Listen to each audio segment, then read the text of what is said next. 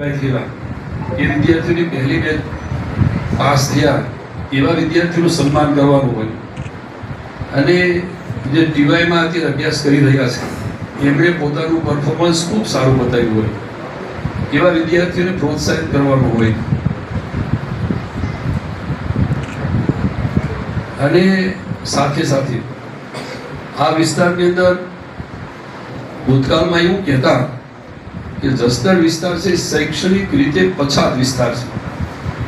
હું પહેલી વખતે ધારાસભ્ય થયો ને ત્યારે હું નક્કી કરીને બહાર આવ્યો કે આ કાળી ટીવી આપણે ભૂસી નાખવી છે. શૈક્ષણિક રીતે પછાત કેમ કહેવાય,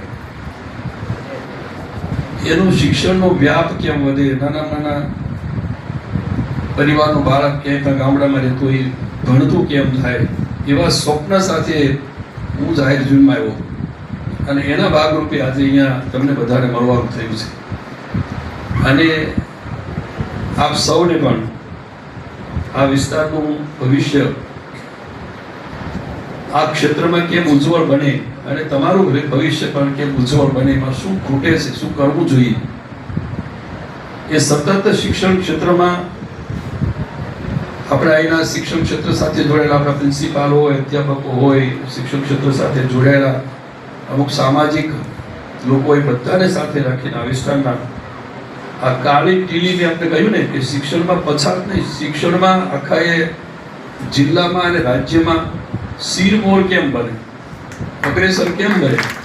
એવા ઉદ્દેશ સાથે આપણે આજના પ્રસંગે આપણી વચ્ચે મળ્યા છે. અને આજના પ્રસંગમાં આપણી વચ્ચે ઉપસ્થિત